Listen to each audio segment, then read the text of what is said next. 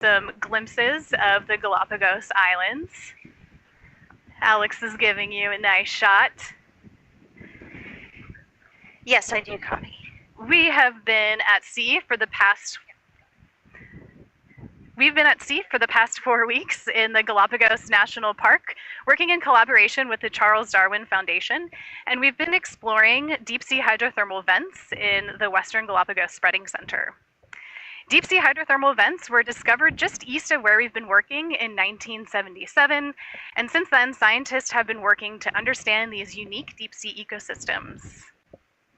We've been working at a spreading center, and this is a location on the seafloor where magma is rising and cooling at Earth's surface, and this is spreading apart two different tectonic plates.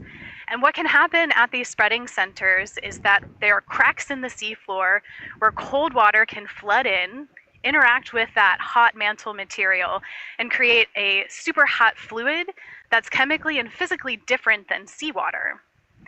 And that vent fluid can escape from cracks in the ocean crust, and when it interacts with the cold seawater, metals in that fluid can precipitate and form these big sulfide chimneys.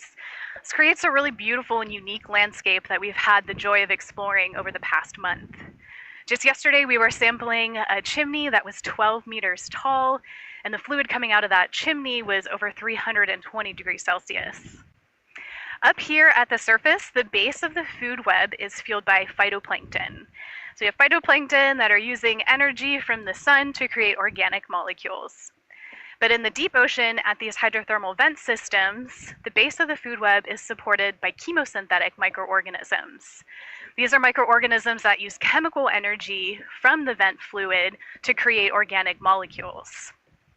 So in the absence of sunlight, these microorganisms are able to support a food web that looks quite different than what we're used to seeing up here at the surface.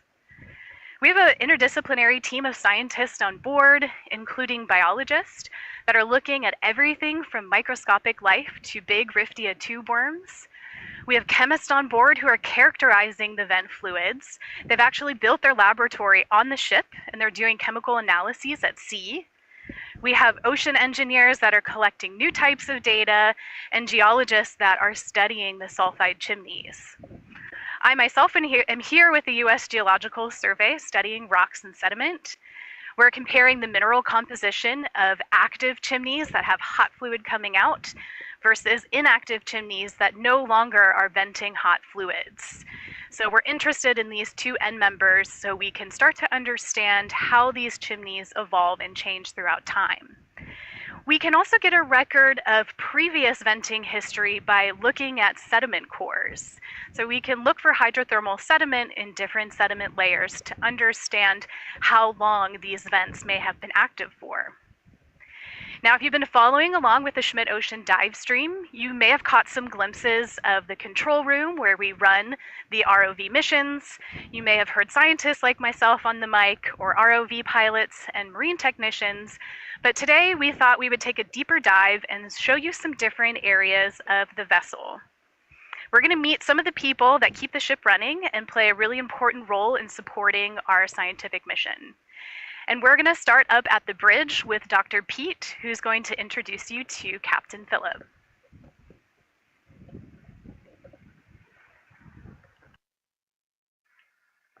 Hey, Caitlin, do you copy? Hey, folks. All right. Hello. Welcome to Falkor 2. My name is Pete Girguis. I'm on the faculty at Harvard University, and I'm really thrilled to be here on this vessel. The Falkor 2 is an amazing ship, but more importantly, has an amazing, amazing crew. And you all heard from Dr. Caitlin about the science that's being done. But one of the things that I personally am really excited about is this opportunity to share with you about Falkor 2 and how the ship runs. I mean, as someone who watches these dive streams and gets a kick out of sitting down with my kids and checking these out, learning about the science is always awesome. It takes a literal village to make that science happen, though. And sometimes I wonder, how in the world does all of this take place? Like, how does it even possibly happen? We have departments that are running the engine room. We have other departments that are coordinating all these activities. And to me, it's really exciting to have this opportunity to do a deep dive into Falkor 2, to tell you about how this whole operation runs. I'm really thrilled about doing a bit of this on the bridge and introducing you to Captain Phil, who's the captain, the master of the Falkor 2. And we're just going to chat a bit about how all of this happens, right? And as someone who manages, a small research lab, seeing this operation always, to me, begs the question: how in the world is all this coordinated? One of the first things you'll notice is that Captain Phil's got there's an alarm or a phone call. That's one of the things that Captain Phil was just telling me is the primary role of being master of a vessel is having many, many phone calls and coordinating so many of these efforts. For example, I was saying, Captain, how does all this run? And he says, well, I spend most of my time driving the ship from phone calls. And that could have not been better timed. So I'm really excited to turn it over to Captain Phil. And let's start with that question. So you picked up the phone. You got phones ringing up here all the time. The big picture question is, what are some of the most, regular occurrences here on the bridge? Like what is it that you do on a day-to-day basis to oversee the operations of the whole ship? I think the phone is actually a good example because that is probably the most day-to-day basis, because as you just said, it takes a village. It's not just one person. There's no single most important person.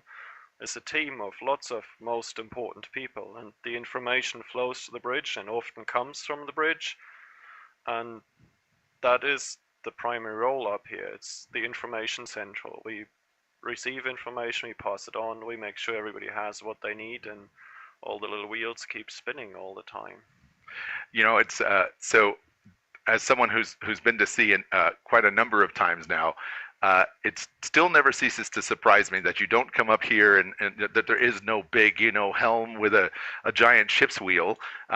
I'm imagining that most of this is run through digital controls, many of which are here.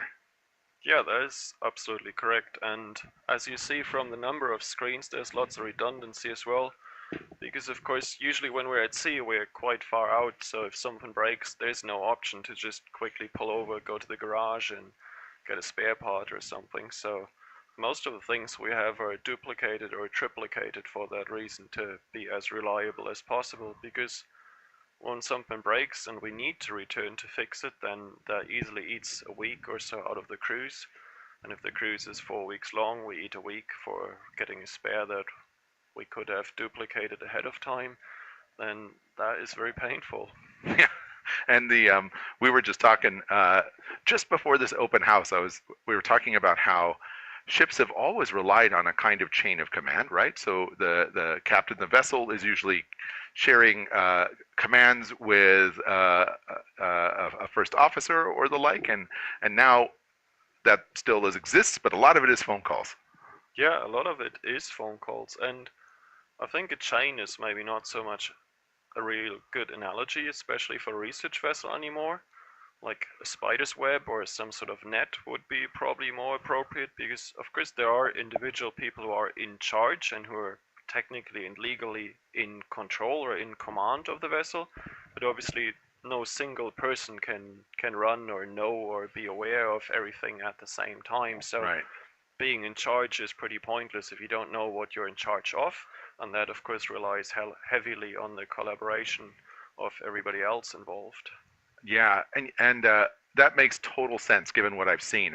And one of my favorite things about sailing on Falkor 2 is just seeing how kind of integrated the different departments are. And it's likely true on many other research vessels.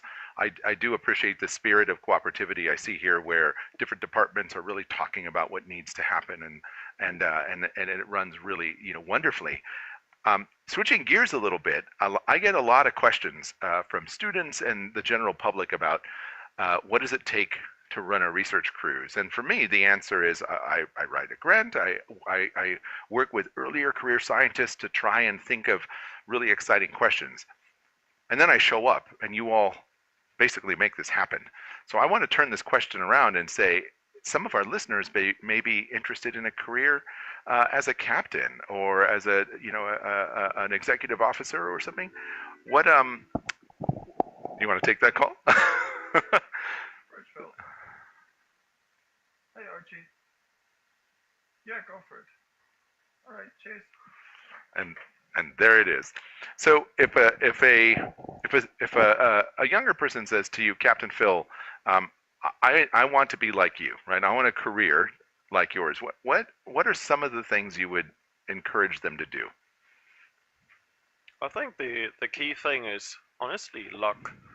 I mean, that's something we need to be aware of in our world, that obviously possibilities are very unevenly distributed, and a lot of the...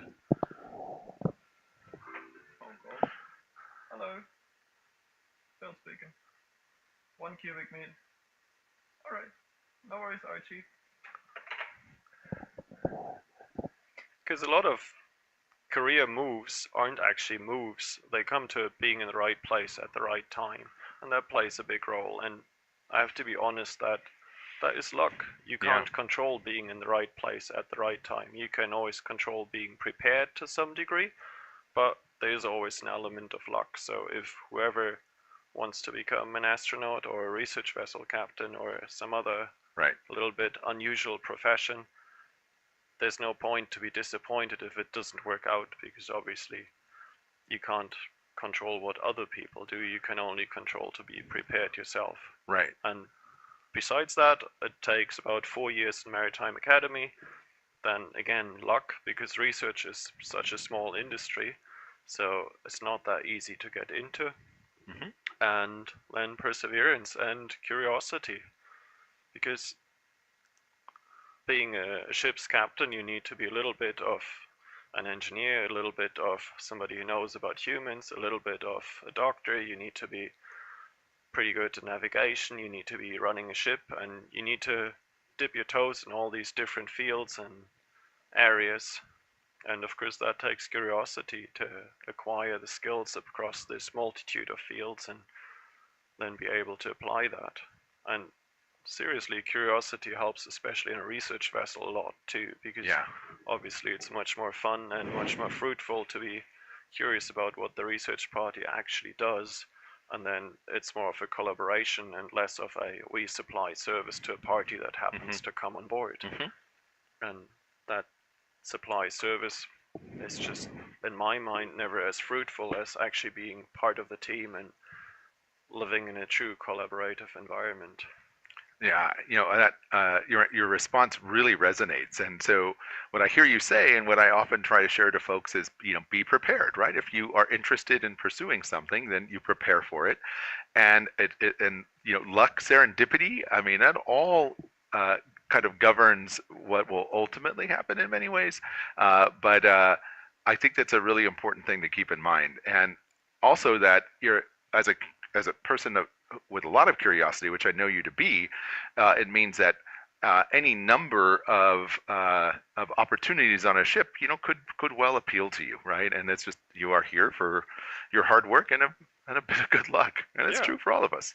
Yeah, now when I come back to the preparation part, of course, you need to make your luck to some degree. Right. There's no point having an opportunity to be a master in a research vessel and then not having the appropriate papers in hand. Right. So the preparation part is really key. I can't wait until the opportunity comes up and then start to prepare. I need to have an idea what I want to achieve and prepare for that in case the opportunity arises. Yeah, absolutely. Well, a couple other questions, and I'm going to turn it back over to Sophia. So I found, let me start with sharing a little story. I came up and visited you a few nights ago, and it reminded me that there's people always on watch on the ship and always overseeing the operations, and it was very still and very quiet, and really a very peaceful moment on what is often a very busy cruise, certainly for a scientist. What to me that it was a bit of a surprise just to see just how quiet it was, and yet how much there was going on at the same time. I'm curious, from your point of view, what do you think would be most surprising for our audience to hear about life at bridge? I would say, you can hear me, right? Oh yeah, I was passing this question to Captain Phil, and then I'm going to turn it over to you, friend. Awesome. Okay, so I think from my perspective, it's always surprising for me in terms of a sensory standpoint. Okay. I think that for me, what's most surprising are the red lights up on the bridge Mm-hmm. at night. I think that's something that surprises folks who aren't often on ships. Right. And that's to help the bridge officers see at night. Yep. So I think that was the most surprising for me. And also just how dark it gets. You know, we're out in the middle of the ocean. There's not Right. a lot of light pollution. In fact, you can see the Milky Way really well. We saw it really well a couple of nights ago out on the back deck. And yeah, just the whole sensory thing is so different when you're out on a ship.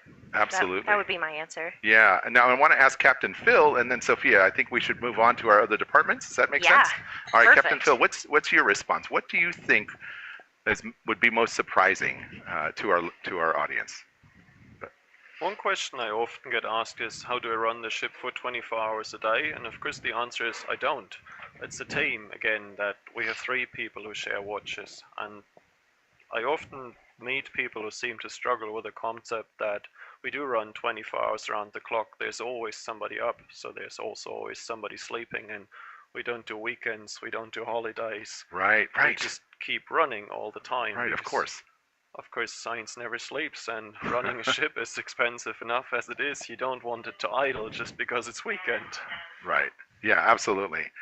Well, Captain Phil, thank you so much for your time. I'm going to pass this over back to you, Sophia, and I'll head on down. Thanks again, Captain. Enjoy your time up here. Good luck. Yeah, thank you, Pete. Thank you. All right, folks.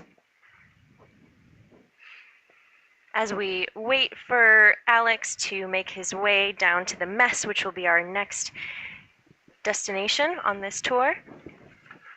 Yeah, and Sophia, just as a reminder, we were just walking through the bridge, which is at one of the higher points on the vessel. And Alex, our videographer here, is taking you down the many staircases we have to go in order to go down to the mess. Yeah. Each of these decks usually has a certain number of berths for crew or for science. Falkor 2 has, goodness, I think about 3 accommodation decks, maybe 4. And this is the central staircase that runs through the vessel. It's often called a forecastle.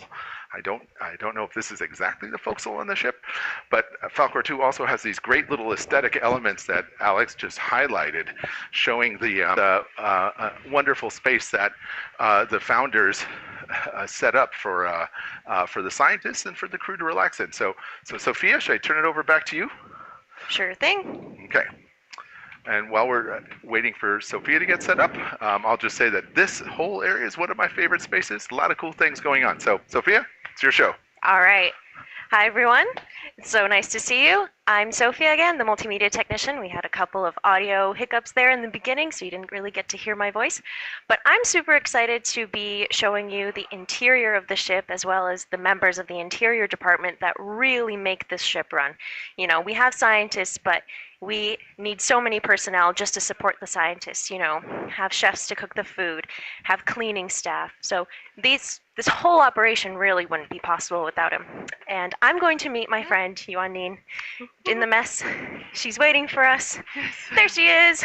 All right, welcome to the mess, everybody. Hello. Hi, Yuan, how are you? Good, and you? Good. Could you introduce yourself to the lovely viewers and tell us what you do? Yes. Hello, guys. Welcome to the mess. Welcome to B deck. It's the most fun deck on board. Here is where we eat 3 times a day, so this is everyone's happy place. And I think if there's good food, everyone's happy. And then we have our lounges here as well, and the cinema, which we might show you later. I am from South Africa. I've been on board for a year now, a year and a week exactly. Yes, I joined in Vigo in the shipyard and did the Atlantic crossing, which was a first for me. I'm South African and I live in Spain. Awesome. Could you tell me a little bit about what your daily life looks like? What do you do on a typical day on board? Yes, every day is a little bit different, which keeps it really nice and interesting. And we have our purser for the interior, then me, the chief stewardess, and we have two other stewardesses, two chefies, and the galley mess steward. So here we have every day a little bit different. Towards the end of the cruise, it gets exciting because then we get to prepare for the next cruise, and then the first week of the new cruise is also really interesting, and then the port calls in between are also very busy and very fun. On a day-to-day basis, let's say mainly we make sure everything is clean and tidy and organized throughout the whole interior of the ship. We make sure that everything gets cleaned when it's supposed to and how it's supposed to, all scheduled so that we don't miss anything, and make sure that it's hygienic and also safe. The cabin plans who moves where, and make sure that the crew and the scientists know who's sleeping where and when each cabin needs to be changed over. For example, we have laundries. Gosh, we have 4 laundries on board, and that we need to keep running every day as well. And a massive corridor that you just saw that we also take turns, a bridge and offices, and then the mess. I'd say this is the busiest place on board. 3 times a day we get hot, delicious food in here. Please have a look. We have really comfy seating and these massive windows which let in so much light. So we actually saw pilot whales 2 or 3 times during this cruise outside these windows. And so in the mess, it's a lot of stocking up throughout the day, I'd say, and cleaning up throughout the day, and checking the dates. And every week we have something specific that needs cleaned. So it's a lot of planning and a lot of scheduling that we do. I'm also in charge of the uniform, making sure that all the crew members have uniform, and to order that. And a lot of things are planning ahead so far, because we're at sea for 1 month at a time approximately, and we have short port calls, and everything comes from very far, and we can't afford to run out of anything. Like Captain Phil also said, we can't just quickly go to the shop. So a lot of it is planning ahead for uniform, for scientist swag, for example, and cleaning products. We have a huge supply of everything that we have to have on board. We're like our own floating city for food, for clothes, and for cleaning products as well. So for example, toilet paper. Imagine if we run out of toilet paper in the middle of a cruise. So a lot of it is inventories and making sure that we plan ahead, to order ahead, and work with our shoreside team, which is very nice, to help us get the stuff that we need where we're going to be on time in our quick port calls. So a lot of planning and a lot of scheduling on a day-to-day basis. And then getting to meet all the interesting people that we have, and it's such a huge team effort. Everyone plays such a crucial role, and there's no small role on board. Everyone is so important in every bit that they bring to the table. Everything that everyone does has a big effect, and is really, really important, because we can't do it without each other. Every person really matters in everything that they do, and we love what we do. We really love what we do. I love anything cleaning-wise, housekeeping product-wise. So when it's time for, where can I find this, or where can I find that, or I need this, or I need that, I love being able to help and say, yes, we have that, or I have this solution alternatively if we don't have it on board. And yeah, that's our day-to-day. Amazing. I think we just have a little bit of buffering here. But could you tell us what would happen if we ran out of coffee? How often do you restock the coffee? Oh my gosh, I think we go through 2 kilos of coffee beans a day. Oh my goodness. Yeah, so coffee is important. We have our top things that we check for every order. We need to make sure we have enough coffee. That's one of really the top 3. And we go about 2 kilos of coffee beans a day. What's hand soap as well is a big thing that we run through a lot, which is very good, because washing hands is really important, especially because we're on a ship. If someone gets the flu, we need to make sure that, we wash our hands so it doesn't spread, otherwise we'd all get sick. So yeah. Coffee, beans is important, milk as well, and yeah. Amazing. Shall we go say hi to the chefs who are working very hard? Yeah. Here is our galley with chefs Greg and Peter. Hello. Hi. This is where the magic happens, all day, every day. and we get really, really good food, and sometimes we even get dessert. And on Sundays we get ice cream. So yeah, those are and barbecue. Yeah. Today is barbecue day, for example. So then all the food goes outside, and that's usually a really fun time for everyone. Big thank you to Alex for getting up all those beautiful close-up shots that you're seeing right now.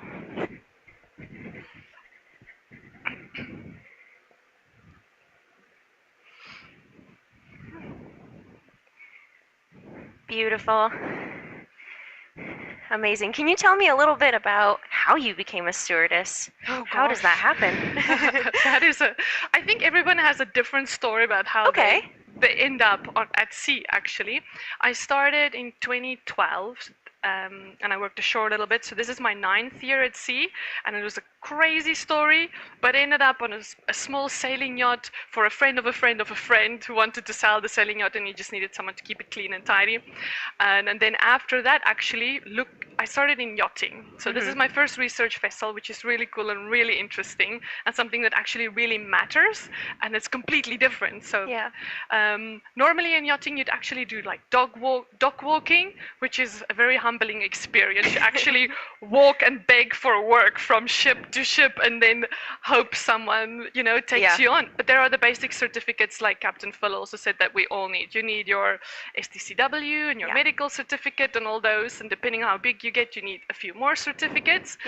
So if you really want to enter the industry, get your basic certificates, and then you just hope and pray for some day work to gain some sort of experience. And then, I was very lucky to start on smaller ships, because then you get a real hands-on experience for every department. And then the bigger you get, the more specialized you get. And then went from smaller ships to like a medium size, 50 meter, and then I got 110 meter. And then, you work yourself up to from stewardess to maybe a head of house or a head of service, and then to chief stew, and then you get a purser after that. So, we have interesting steps as well, and it's really fun. But it's mostly serving others, really, because as a stewardess, you clean. That's what we do.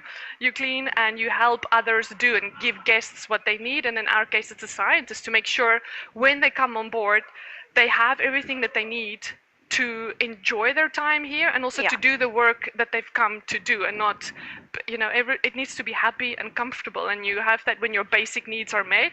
And I think here, because it's such a nice and beautiful ship, we meet more than just the basic needs. And it's fun. It's fun to see happy people and be like, oh my gosh, we had cake, today, and everyone's happy. Or, oh, I could watch a movie in the cinema. Or, if everything runs and everyone's happy, then we have a good ship. Amazing. Speaking of cinema, shall we go in and hop in one of the lounges as well? See. And then after that, we're going to go meet our chief engineer and Caitlin again in the ROV hangar. Okay. Here we have the den.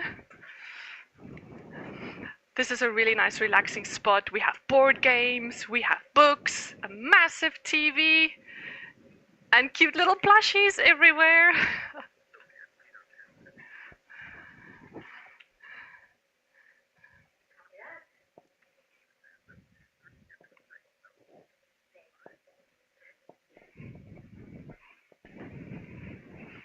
All right. And that's one of the lounges. Oh no. Alex, do you want me to hold the gimbal so you can put your shoes on? There we go. Perfect. And we have a cinema, which I think is worthy of showing, and a backyard, like an indoor backyard area, which are all areas, because our cabins, we're always close to each other. It's nice to have spaces outside of our cabins that we can go to relax, to read a book, and not just go work and cabin and work and cabin. We have these really cool and beautiful, interesting places. What's your favorite place, Joanine? Ooh, I'd say the den is quite comfy for me, because there's so much light. But then when it is movie night, this is a really good cinema to come to. Amazing. And sorry, just taking a couple seconds to put my shoes back on. Keeps the space very clean. All right. How about we meet you at the conference room for questions at the end? Thank you so much for telling us about our lounge spaces. Everyone. It's good to see you. See you later. In like 10 minutes. Perfect. All right. So now we will make our way up to the ROV hangar where we will meet our chief engineer along with Caitlin. So we're going to head our way up there. We're going to take a little secret path. As always, don't forget to put your questions for all of our staff at the end. We will have a chance to answer all of those. So here's the door, actually right outside my own cabin.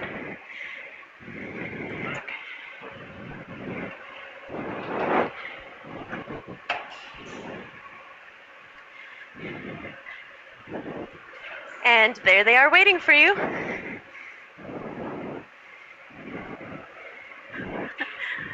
Hey everyone. Just hold on, I think you're muted just to do a little check. Oh, perfect, you're good. And who is the chief Hello. engineer on board? Dan, I see you in the hallways and in the galley and at the pull-up bar outside, but we don't really cross paths during our workday. So I'm curious about where you spend most of your time working on the vessel. Well, I mostly spend my time being in the engine room and also in our ship's office, where you probably also not spend most of your time.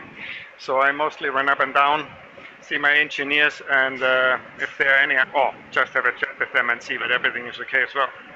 Great. And tell us where we are now. What is behind us? So behind us, yeah, so we are in the ROV hangar. Sof said it already, we see two big wheels here. And I don't know if you heard about that we have this submarine or ROV. So if you see this little black line there, this is the umbilical, which goes from our winch, which is all the way down on the bottom in the ship, up here, and then leads down to, I think Alex showed you already the yellow thing down there. Yeah. So the cable or umbilical goes there and it supplies power to the vehicle and also the communication. So if we do the videos and stuff like this, all coming through fiber optics, and yeah, so that we see what's going on downstairs. And how often are you or your team up here maintaining this? Well, that's not so much at the moment. So sometimes we need to grease the sheath so that everything turns nicely, and once in a while there's maybe a little leak, or to check that everything is still tight, that it doesn't fall apart. Sometimes we have some vibrations on the ship. Yeah, you want to make sure that all the bolts are still tight. So that's more like routine inspections here. Yeah. So we are mostly a bit more busy down in our kingdom, where it's a bit more noisy. I'm curious, what is your favorite task that you do on board, and what is your least favorite task that you have to take care of? My favorite tasks, I think it's always interesting if you take an engine apart, or if you, we are a diesel electric ship, so we have diesel generators running. So if you open them, yes.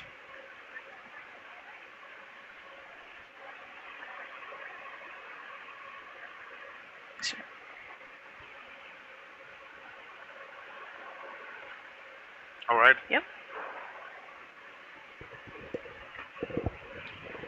Sorry, folks, we are out in the middle of the ocean, so sometimes the internet does go out a little bit. Thank you so much for bearing with us. All right, I was just asking Dan what his favorite task to do on board is, and what his least favorite task that he has to take care of is. Yeah, so my favorite task is if you open up an engine or do an engine overhaul. That's, at least for me, still the most exciting part. If you can see everything comes apart and pistons coming out of the engine block and things like this. Yeah, the most or least exciting part is, well, sometimes there's not so pleasant, smelly jobs and things like this. So, well, if a toilet doesn't work and that's mostly not things where we're looking forward to, but it's also part of our job. We appreciate you taking care of that.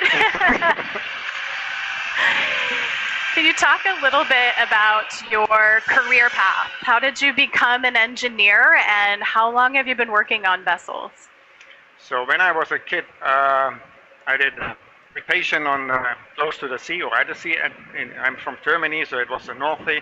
There was a open day for search and rescue party, and that impressed me so much that my idea was to become one of those. So I sent them a letter. They replied and said, "Oh, you need to become a seaman, and then you need to do your license as a captain or an engineer, and then maybe they train me if they need somebody further to a search and rescue guy." And then when it to the end of the school, then I did an apprenticeship as a ship mechanic. This is both deck rating and engine rating. In Germany, they have this both put together. And well, my idea at the beginning was to become a captain, but then I've seen that it's a bit more interesting down in the engine room, so I decided to become an engineer. And when I did my studies, there was still in Germany, they had a dual license, and my final thesis took a little bit longer, so I even have the deck license, so I could do stuff on the bridge as well, but I only did it 3 weeks on the old Falkor. Yeah, so my knowledge is more down there. Awesome. How big is your team that you're working with? On my team, we are at the moment 9 people. 9 people. So 3 more engineers, 2 fitters, an ETO, and 1 AVIT electrician, or AVIT engineer, yeah. I don't know what most of those terms mean. What's that? So AVIT is in charge for all the networking, so the internet is going well, that the satellite is looking into the right direction, and that our internet connection is good. The ETO is an electrical technical officer, so he's for all the electrical things, everything, well, power supply and sensors and things like this. And then, yeah, fitter, it's like a normal machinist or working with metals. And then engineers, similar to me, just maybe a little bit younger, not so experienced. Awesome. And I didn't answer your question before. Now it's a bit noisy. I don't know if you still can hear. How long have I been on ships? So it's now 25 years that I've been the first time on a ship, yeah. Awesome. Very interesting. Also curious how often there are many emergencies on the ship that me as a scientist never hears about or doesn't know is going on. How frequently does that happen? Well, on this ship it's very rarely. I mean, there's sometimes a toilet not working, but other than that, we don't have a real emergency here since I'm on board. No, it's a really reliable ship, and we've been just in the shipyard to make sure that everything is working well, and then we keep on top on our maintenance. Yeah, awesome. Well, thank you, Dan. Now I think we're going to head down to the conference room and maybe have some time to take questions. All right. All right, so I'm just showing you a little drone shot 360 of the ship while we transition back to the conference room. I just wanted to use this moment to give a huge thank you to Alex Engel, who has done all the beautiful gimbal work that you just saw. This would definitely not be possible without him, and he's definitely been a huge part of all of the multimedia going on, so I work really closely with him and just wanted to give him a huge shout out. And while the engineers and Caitlin make their way back down to the conference room, which I'll show you in just a minute, this will be the perfect time to submit questions. You can ask us anything about life at sea, about the science that we've done so far this expedition. Anything goes, and we'll be thrilled to answer them. Yeah, come on in.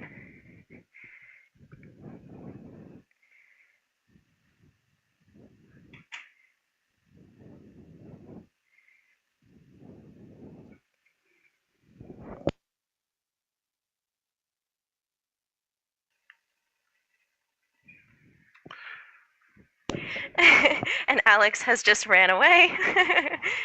But we're just getting ready. You guys can all take a seat right here. I'm going to switch the shot so everybody can see us at home. Sophia, do you want us all on these chairs or around the table? What would you prefer? These chairs, because the camera's Roger right that. there, so we can Come see. on in, Chief. Hello, hello.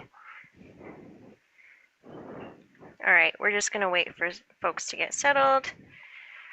We have enough Hop chairs, on in, right? Dr. Yes, we Caitlin. do.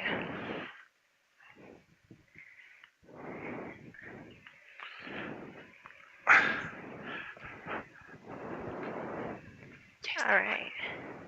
So, I think we had a question earlier on in the stream about ROV recovery in bad weather. I had a question for Dr. Pete. Have you ever been on an expedition where we had to recover the ROV early? Been on. Do you copy me? I All do. right, there we go. Been on lots of expeditions where we had to recover the ROV early. in general, the ROVs are very capable of doing work even when the weather's a little too rough for a human occupied vehicle. But safety first. Whenever you put something in the water, that means someone has to be out on deck handling it as it goes in and out. And when the weather is really rough, it makes it a little more precarious, a little more dangerous. And there comes a point at which it gets a lot dangerous. So just to give you a sense, oftentimes I've seen ROVs go in the water when we have 20 knot winds or about 20 mile per hour winds. But if it gets up to 30 or 40, it's really rough. If any of you ever have been to sea in 20 knot winds, you're probably thinking, wow, that's already rough. So it gives you a sense of how capable the vehicles are, but safety first. If it gets too risky for the personnel, then there's really no reason to put it in the water. Amazing. That's a really good answer. And also, every launch and recovery is really different. Here, I'll just pop in this seat. Every launch and recovery is really different. So our ROV pilots are really skilled at knowing how to read various weather instruments, and we have all kinds of data coming into the mission control room, so they're able to really adapt to any situation. We have another question. Do birds often hang around the ship? Have y'all seen any birds? Oh my gosh. Today, maybe we're close enough to land that they've moved on from us, but when you're out at sea and you stay in the same spot for long enough, you kind of grow this ecosystem of animals that hangs around. So we have had birds the whole trip. Last night when we started making our way back into port on both sides of the vessel, you can just see this swarm of birds kind of flying us home, which was kind of fun. But we've had lots of mahi hanging out, flying fish. They like to come at night when we have lights on the water, so that's a really good time to come out and see what kind of animals are hanging around. I love that. Do you often get to see animals, Dan? Oh, they're very You're so rarely busy. in the engine room, but yeah, out. No, it was amazing this trip, with all the birds and the mahi around. Yeah. I would, as a crew member, there's another question here. What kinds of medical support is available on board? It's a question that we commonly get, but maybe this would be towards one of the crew members. Well, we have the medical officer. All of our officers are trained as medical officers as well, and of course captain. And then we have a medical team. So in every emergency when we muster, the medical team musters as well, so that if there's a casualty, and we have safety Saturdays every Saturday, and it is very good that it gets taken so seriously here, but it's also big fun. And we learn a lot every Saturday. I feel like every crew member knows what to do in every situation. It's not like the medical team only knows the medical stuff. Just past Saturday, we all again learned how to launch the life raft, for example. So I do feel we're all very well trained, and there is the officers taking very good care of us in case there is a medical emergency. Luckily, we haven't had very serious ones since I've been on board, and whenever there is something, it gets dealt with very fast, very efficiently, and very caringly as well. The officers and the captain, they do take care of us so nicely that even when you don't feel very well, we get taken care of really nice. And we have a hospital on board as well, which is a smaller hospital, and it has its own bathroom, so that if someone gets really sick and needs to isolate there, we have a nice, comfortable space for that. Yeah. That's a really detailed answer. Okay. Thank you for that. That's perfect. Yeah. It's from a scientist's perspective, is there anything that you've ever wondered about it, like how crew live their life? Is there something that really struck you when you first came on board? Yeah, and it'll be fun to hear Caitlin's answer, because Caitlin and I are both scientists. We're at different career stages, and I think that I've been chief scientist on a number of cruises, and one of the things that I have learned is that each research vessel has develops its own culture, and they're all wonderful in their own unique ways. One of the things I'm always curious about is how often crews stay in touch when they're not on the vessel, right? This is such a very, frankly, kind of intimate experience when you go to sea with the same people for a month. And for scientists, we often grow very close and start finding ways to collaborate, right? So a lot of collaborations are born at sea, and a lot of good friendships are born at sea. And then, so that happens to us. I'm curious if that happens with crew. And then also, I'd love to hear Caitlin's sort of question to crew as well. But maybe we'll start with you all. How often do you hang out off the boat? Dan, you can go first.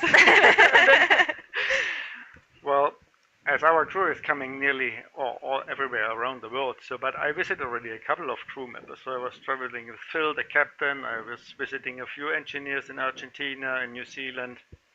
I met a former purser in Australia. So because we were also traveling around the world, so I always took the opportunity to meet them. Also stewardesses and fitters in Philippines. So I try to see them learn more about their home. I think it's really interesting. Yeah. So in Germany, I met also the German guys, Sure. but I mostly do it when I'm anywhere around already, so that I don't need to do extra traveling. Oh, that's very cool. Yeah.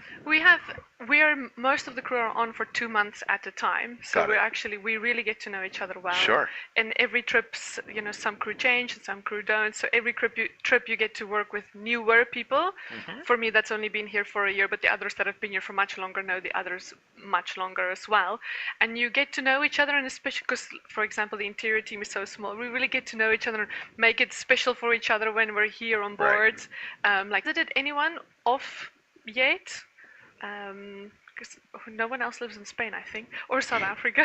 People to go and visit on your time off. Yeah. Yeah, I haven't gotten the chance to. I'll echo you, Juanine. I have worked here for less than a year, so I haven't really gotten the chance to see anybody off the ship yet. But I think we're slowly starting to make plans once the sailing schedule kind of clears up a little bit. But it's really exciting. But besides just visiting people in person, we now have phones. Social media. I follow some of the crew members on Instagram, see what they're up to.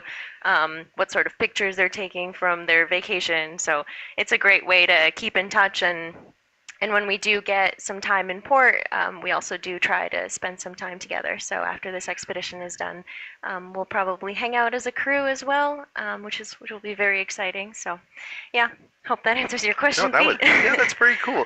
Dr. Caitlin, what do you think? Yeah, so I do 1 or 2 expeditions a year, and right now I'm feeling a little sad because we're at the end, and we've had so much fun together. We get to know each other. Mm-hmm. It's the ending of this really big special experience.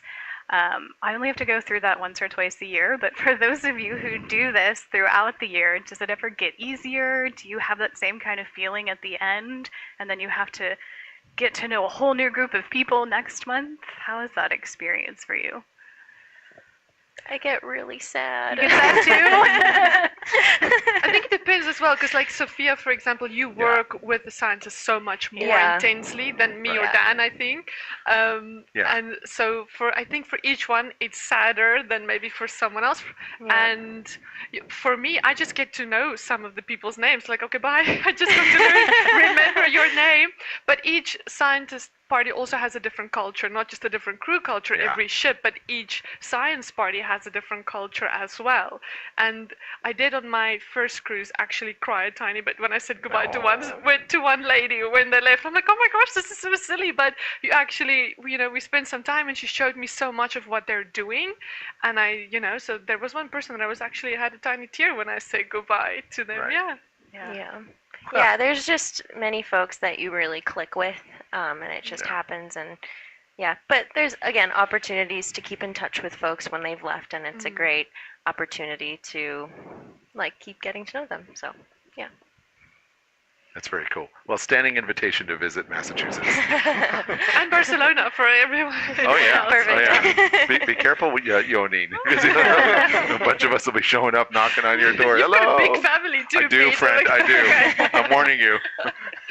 Oh my goodness. Yeah, I was scrolling through the comments as well. We had a question about becoming an ROV pilot. Now, we don't have any ROV pilots here at the moment, but we do dive stream.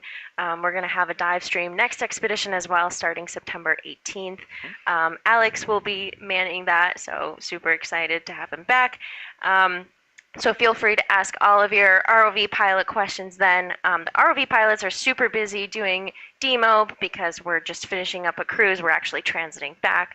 So feel free to ask your questions there. But lots of practice is the short answer to becoming an ROV pilot. You know, actually getting out here, doing all of those practice hours, working with J-Rod and the fantastic team.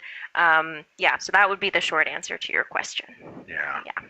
You know, one of the things though that Sophia, when you and I first started talking about this particular open house, I remember we were both saying, when you watch the dive stream, you're seeing these just beautiful organisms in this like amazing world, and you're hearing from scientists who are just so excited, and they're like, oh look, let me tell you everything there is about a worm or a clam, and you really get a lot of insight into how the ROV operations work from the scientists and the pilots and the like.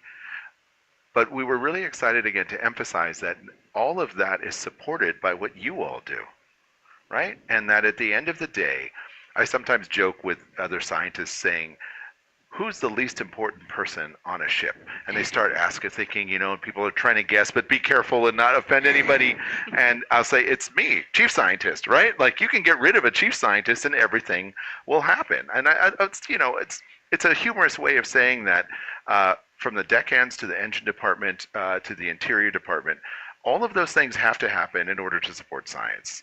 And really, all of the science gets built on these foundations. And so as wonderful as the ROV team is, and you know, perhaps that one or two of us as scientists, but you know, really it's all those foundational departments that make this run. And so the dive streams are a great chance to learn about the ROV and to learn about the science. And I'm just excited that we had a chance to talk with our chief and our other chief and our other chief about. Yeah, and we just have about 5 minutes left on this stream. Time flies when you're trying to show people the ship. Right. But to end it off, I'd like to, and maybe if we get some more questions, I'd be happy to maybe do one more. But I wanted to ask everyone maybe what your most memorable moment so far has been from either your rotation so far or this cruise in the scientist's case. I guess we can start with you, Anine. Oh gosh, I'm not ready yet. Sorry, Okay. I have to think. I'm so sorry. Okay. Yeah. Okay, let's just take like 30 seconds to think. Now, you're talking about this expedition, most memorable moment, or in general? Yeah, so memorable moment from this expedition. This expedition. I can start. Dr. Go Caitlin. for it. I've done a lot of different expeditions, but mostly focusing on the water column, so I'm relatively new to the seafloor, and I learned so much. You feel that way if you're watching the dive stream too, but to sit amongst a group of experts, you taught me what a spoonworm was. That might be one of my highlights. It looked like the squidworm? The spoonworm. Oh, the spoonworm, right, yeah. It looked like a trail of snot coming out of the rock, and it just was so alien and foreign to me. And Sophia told me it was a spoonworm. Now I know what spoonworms are. So I've got to see animals that I've never seen before, and I've just got to sit in a room and ask people questions and learn and see new things. So I think that's the most memorable part of this experience for me. Amazing. Yeah. Well, when I went to the main lab one of the days, so River Pete was there too, and then Corina and Phil showed me these massive mussels and clams, like bigger than my head. That I'll never forget. Ginormous. And then all of them can only live down there where they live because it has this tiny little parasite in them that eats for them. Yeah. So to me, that was like, and then I forgot her name, had something cute in a petri dish and looking, and it was just like, it looked like it was dancing, a tiny little red thing going Right. this. So that was, one thing that I saw this morning, and I'll never forget these massive mussels and clams. Yeah. Amazing. I think I'll echo you, Anine, on that. I think I've read about Riftia in books, and actually this expedition was my very first Riftia, which was very exciting for me. I think I took a little screenshot on my phone when I saw it first. And then having you ask if I wanted to actually put on gloves and pick it up in the lab, and then Alex was taking pictures of it, and I got to hang out with all the scientists. I think that moment was very memorable for me because I actually got to hold a a deep sea worm, and Wow. that's not something that a lot of people can do or have said that they've done. So It's incredible. We get to touch something from like 2,000 Right. meters deep. Right? Yeah. That's really, really special. yeah, What are you, Chief? Yeah, I think for me it was nearly the same moment. I think I was around when. I think you were there too. when Yeah. they got these tubes, these worms out of the tube. So this was, I think, for this cruise, I think my highlight for sure. Yeah. Yeah. And what I was also really exciting about that Jill, I met Jill again. She was on the old Falkor 10 years ago. So when I crossed that's her way, right. the first day when she was on board, this was cool as well. So cool. Yeah. That's great. Yeah, definitely one of my favorites is coming back, and it takes my slow brain a minute or two. I'm like, wait a minute, I know him, and then all the memories come rushing back. I think my favorite moment, hands down, was the three of you and other crew members coming to the main lab and asking questions and being so excited to learn about all the animals we're working with. And I'll one special moment though was you, Yonine, you were putting up a sign in the corridor. And Yonine starts asking questions about tube worms, and they were good questions. And by the end, I was like, "Oh my goodness, I need another graduate student next year. What do you think? Want to try this?" So it's really, and I'm sincere in saying this, when you all ask questions of us, you're looking at this problem or this organism or this rock or this question through a different lens, and so you have insights we don't. And that is hands down my favorite part. It is true, and so it's really neat to hear all of you ask these questions and get us thinking like, I don't know how to answer that. And so, I mean, I'm sure Dr. Caitlin, you've had that experience. Yeah, I definitely agree. So yeah, that hands down my favorite. So And thanks for answering and like not being Yeah. too busy for this, like actually stopping and okay, this is not a silly question, and talking about it, because those are the kinds of things that we think about because we don't know any better. So it's really appreciated that you guys take the time to show us. And, no, you're welcome. oh, do you want to look at this? And do you You're want to look welcome. at that? And, Can Yeah. look at I this guess I shiny do. rock. Yeah. Absolutely. Yeah. Amazing. I don't think we have any more questions, and we're just about out of time. Is there any last minute thing y'all want to say to the folks on YouTube? I just wanted to say thank you all for being such a great team to work with and amazing scientists to work with too. It's been great working with you all on shift and on off shift with our Mario Kart tournament.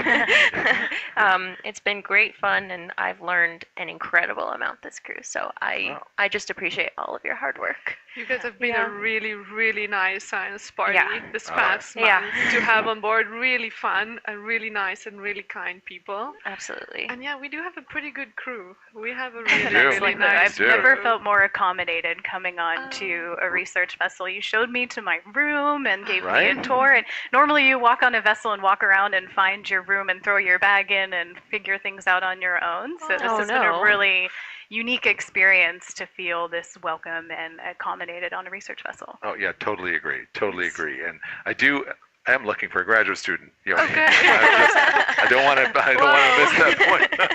I'm young. I got time. We can talk. Okay, all right, we can talk. All right, we're on. All right, well, thank you all. That was amazing. Yeah. Well, on that note, I would like to just say thank you all. Thank you all for watching the stream today, and I think we'll just wave bye now. Bye, Thank friends. Thank you all Be well. so much for Follow Schmidt joining Ocean us. Institute. Follow us. Hold on, wait. Yeah, All right, be well, folks. and stream. We might have another hour. Oh my gosh. Perfect. Any luck? I think I'll have to run out of the room and end it. All right, very well. And cut. Exactly. Well, yeah, I know, right? Exactly. Well, while Sophia's doing that, now's a chance to ask one more question. So, Dan, if you could pick something to do in the science you've seen, what would you want to do? Did you like the dissecting or the high pressure vessels, or what calls to you? Rock sawing, Rock science. chemistry. Yeah. Listen to Dr. Kayla. She's shamelessly Don't forget trying to about the recruit non-bio teams. Well, That's a hysterical. hard question. you. Yeah. I don't really know. I mean, they do have a better logo, the USGS Rocks. I mean, that is okay. very hard to to keep up with. So the rock sign is pretty cool. We get to saw and hammer things. Keep that in mind as you fair to choose. Yeah. But I have pressure vessels, so I'm just saying. Can we combine this somehow? No. Yeah, seriously. No, it is really, I think, a cool reminder that all of the science we do actually also has an engineering component, electrical or mechanical, and a chemistry and a biology. So, yeah, it really does take a village, even amongst the scientists. Yeah. Right? So, but yeah, like even Dr. Caitlin and I don't think we've seen each other for years. Yeah. And it's so cool to see your journey moving through geology and chemistry and all of those things, and to find ourselves back here again, hanging out with our fine friends. That's pretty awesome. Yeah. Yeah. So, yeah, I think I want to come and be your intern, though, Dan. I want to shadow you for a day because it's Right. a part of the vessel that we don't get to see. I don't Yeah. understand what goes on down there. I just want to job shadow you. Right. Right. Go talk to Girguis. He's my onboard intern. Oh my gosh, that would be really, really funny. Well, I'm game if you are, but it is definitely a village out here to get all this going. So Yeah. I don't know. I wonder if Sophia's having any